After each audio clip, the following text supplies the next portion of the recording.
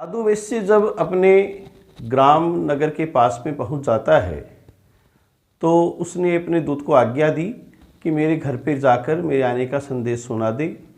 वो दोनों माँ बेटियाँ जो लीलावती और कलावती हैं नित्य प्रतिदिन भगवान श्री सत्यनारायण की पूजा अर्चना कर रही थीं। दूत वहाँ पर पहुँचता है और संदेश देता है कि निकटे नगरस्यैव जामात्रा सहितो वणिक आगतो बंधु वर्गश्च वित्तश्च बहुभिर्युत है कि आपकी जो पति हैं वो अपने जवाई और बहुत सा धन और अन्य भृत्य आदि लेकर करके नगर के निकट पहुंच चुकी हैं और नदी किनारे पर आप लोगों को बुलाया है। बड़ी हर्षवती हुई। उसने अपनी नित्य पूजा समाप्त कर ली थी और उसकी बेटी है वो पूजा में संलग्न थी, तो उसने बेटी को आदेश दिया कि मैं तो तेरे पिता के और तेरे पति के दर्शन के लिए जा रही हूँ, तू भी पूजा समाप्त करके आ जाना।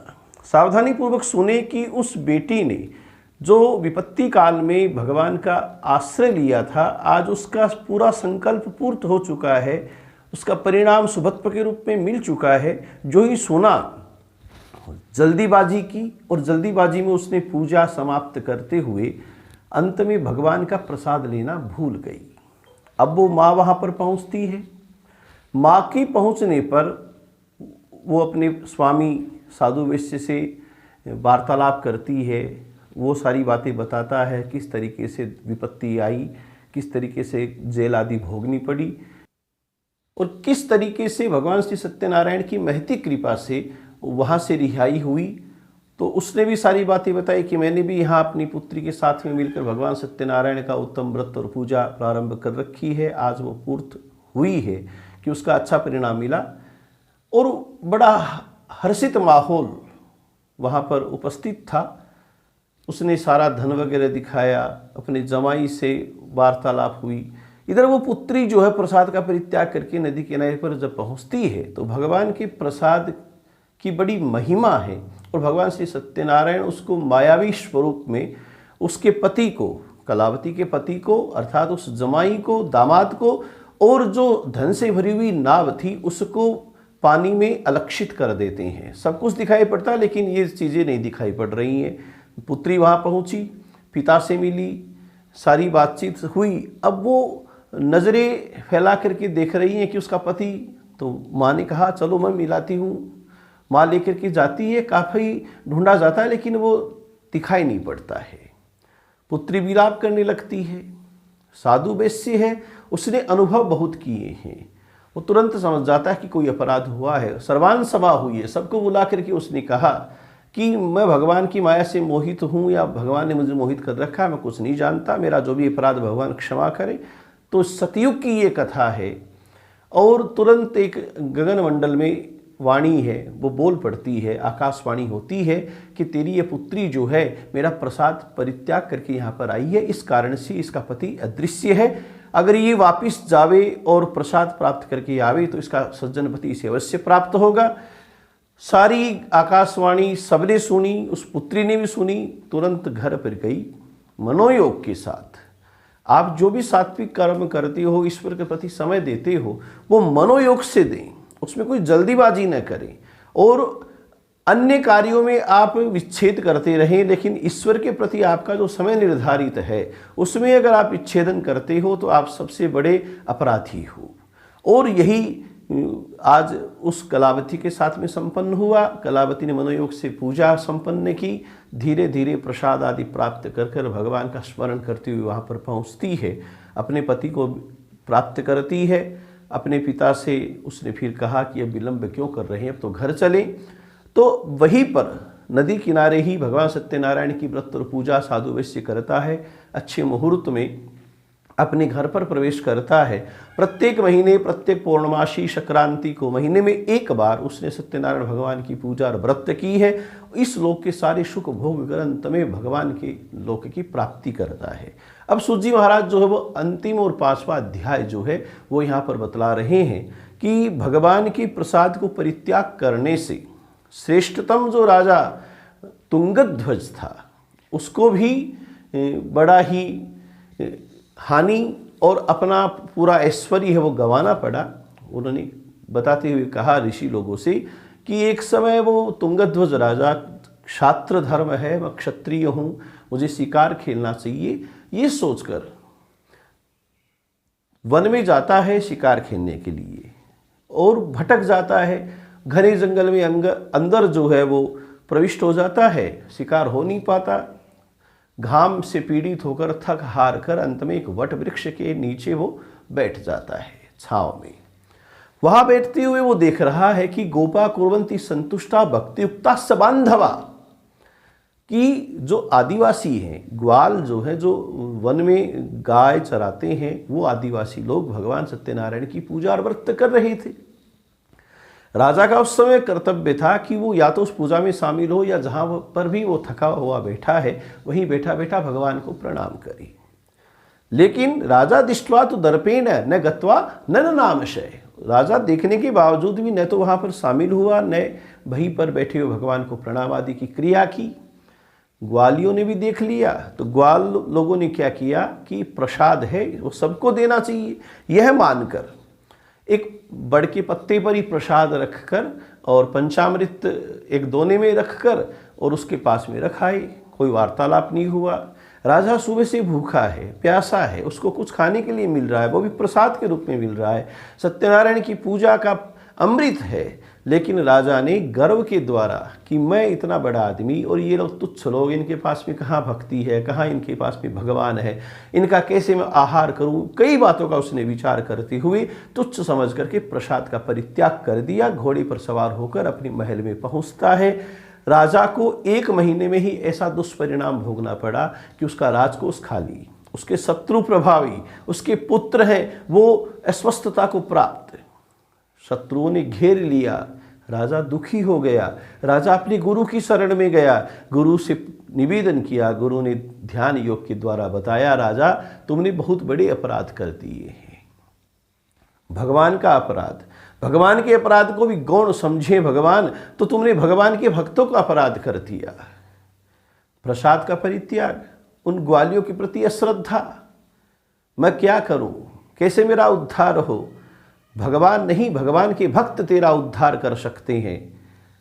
तो उन ग्वालियों से, तो ग्वालियों के पास में वो राजा तुंगध्वज जाता है। प्रत्येक ग्वाल के घर जाकर निवेदन करता है कि मैं आपके साथ में मिलकर भगवान की पूजा करना चाहता हूँ। वे बेचारे गरीब मजदूर, आदिवासी, वनवासी, उपेक्षित थे, सरल प्रकृति के थे। राजा के निवेदन को तुरंत कि भगवान की पूजा करेगा राजा, सहर्ष स्वीकृति दी, शामिल हुए। ग्वाल बाल संग राजा वन में भक्ति करी, मनवांछित फल दीन्यो दीन दयालु हरि। भगवान नारायण की वो भक्ति ग्वाल के साथ में करने से राजा तुंगध्वज को इतना लाभ हुआ कि राजा का पुनः वैसा का वैसा समय उसे प्राप्त हो जाता है। राजा का वही वैभव, राजा का वही स्वरूप जो उसे पूर्ववत रूप में प्राप्त था, पुनः प्राप्त हो जाता है। ये कथा बड़ी ही पुण्यदायी है। सत्संग की कथा या हरि की जो कथा है, भगवान नारायण का जो संकीर्तन है, आर्ता विचिन्ना शिथिलाश्च भीता घोरीषु व्याधिषु च वर्तमाना संकीर्तनारायण शब्द मात्रम विमुक्त दुःखा सुखिनो भवन्तु। भगवान नारायण का नाम ही सबको सुखी करने वाला है, सब दुखों को मिटाने वाला है। विषाद, दुख, रोग, शोक, चिंता, भय सबसे मुक्ति देने वाला है। ये जो उत्तम व्रत है, इसको जो भी मनुष्य करता है उसका सारा बंधन, उसका भय, उसका अपराध, ये सब समाप्त हो जाता है। वो मनुष्य भगवान की भक्ति प्राप्त करता है। अब जो ये व्रत किए हैं उनके अगले जन्मों की परिकथा सूत जी महाराज ने ऋषि लोगों से सुनाई है कि वो सतानंद ब्राह्मण जिसने व्रत किया था वो अगले जन्म में पुनः ब्राह्मण बनता है सुदामा के रूप में। भगवान कृष्ण से उसकी मित्रता होती है। भगवान कृष्ण की मित्रता और सामीप्यता के द्वारा, सायुचिता के द्वारा, उनकी संरक्षणता के द्वारा सुदामा का उद्धार होता है। आज भी कृष्ण सुदामा की भक्ति को एक मित्रता के रूप में, जो सुदामा ने भक्ति की है मित्र बन करके, मित्रता के रूप में आज भी सुदामा का नाम पहले भक्त के रूप में लिया जाता है। और जो लकड़ी बेचने वाला, जिसने व्रत किया वो अगले जन्म में पुनः निषाद राजा बनता है। अधम जाति में जन्म लेने के पश्चात भी भगवान की भक्ति के कारण से वो निषाद, वो गुह भगवान श्री राम से मित्रता करके उत्तम लोक की प्राप्ति करता है। और जो एकदम अधम से अधम अपराधी के रूप में अपने को प्रस्तुत करता है, भगवान श्री राम उससे भेंट करते हैं, उसे अपने गले लगाते हैं और वशिष्ठ ऋषि उसे गले लगाते हैं, उसको वो स्थान मिलता जो किसी ने भी प्राप्त नहीं किया।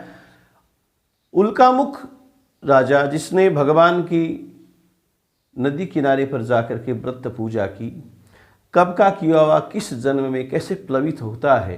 पिछले जन्म में पुत्र प्राप्ति की कामना से उसने यजन किया, अगले जन्म में वो राजा दशरथ बनते हैं। भगवान श्री राम अपने भाइयों सहित भगवान विष्णु के जो शंख चक्र आदि उनके आयुध हैं, उन सारे आयुधों के समर्पित स्वरूप में भगवान श्री राम अपने अंशावतार में राजा दशरथ के यहाँ जन्म लेते हैं, प्रकट होते हैं और संसार को राम के रूप में एक नया आदर्श प्राप्त होता है। जिस साधु वैश्य ने भगवान की भक्ति की और अंत में वो मोक्ष की प्राप्ति करने के उद्देश्य से व्रत करता रहा, अगले जन्म में उसने मोरध्वज राजा के रूप में जन्म लिया है। अपने पुत्र के शरीर को आरी से कटवाकर नर नारायण रूपी कृष्ण अर्जुन को दान देते हुए उत्तम लोक की प्राप्ति की है। आज भी राजा मोरध्वज का सुविख्यात जो यश है वो सबके द्वारा सुना जाता है और मोरध्वज प्रसिद्धता प्राप्त करके, सुयश प्राप्त करके नर नारायण के स्वरूप में विलीन होता है। और जो तुंगध्वज राजा था वो अगले जन्म में स्वयंभू मनु बनते हैं, सबको श्री वैष्णव भागवत करवाकर नारायण के लोक की प्राप्ति करते हैं। वो ग्वाल जिन्होंने आदिवासी बनकर भगवान की उपासना की, भक्ति की, वो अगले जन्म में गोपिकाएं बनते हैं। ब्रज में भगवान की जो लीला है, रास लीला जो है, उसमें उनको शामिल होने का, उसे देखने का, भगवान कृष्ण का सामीप्य प्राप्त करने का सौभाग्य प्राप्त होता है। भगवान विष्णु ही सत्यनारायण के रूप में कलयुग में अवतरित हुए हैं। कोई निकाल कहते हैं, कोई ईश कहते हैं, कोई सत्यनारायण कहते हैं, कोई सत्यदेव कहते हैं। भक्तों की कामना पूर्त करने के लिए ही एक छोटे उपाय के द्वारा, छोटे से यत्न के द्वारा, सूक्ष्म यजन के द्वारा अगर प्रसन्नता प्राप्त होकर करके सद्य फल देने वाला कोई स्वरूप है वो तो श्री सत्यनारायण भगवान का स्वरूप है। भगवान सत्यनारायण की महिमा अपार है, अगाध है। इनके स्वरूप का आप नख से लेकर के सिर तक ये विराट पुरुष है, लेकिन अपनी भावनाओं के द्वारा, अपनी भाव प्रस्तुति के द्वारा, अपने आंतरिक स्वरूप के द्वारा अगर हम भगवान का चिंतन करें तो निसंदेह अपने जीवन के जो भी अपराध है वो तो हमारी क्षमा कर ही देते हैं। अंत में भगवान हमें अपना वो स्वरूप, अपनी वो भक्ति, अपना वो विवेक, अपना वो ज्ञान, अपना बल, अपना ऐश्वर्य, ये अपनी संपदा आप जिस भी स्वरूप में, ये यथा माम प्रपद्यन्ते तांस तथैव भजाम्यहम्, भगवान की ये वाणी है। आप जाकी रही भावना जैसी, प्रभु मूरत देखी तिन तैसी, यादृशिर भावना यस्य सिद्धिर भवति तादृशी। जिसकी जैसी भावना है उसको उसी के अनुरूप फल प्राप्त होता है। भगवान नारायण साक्षात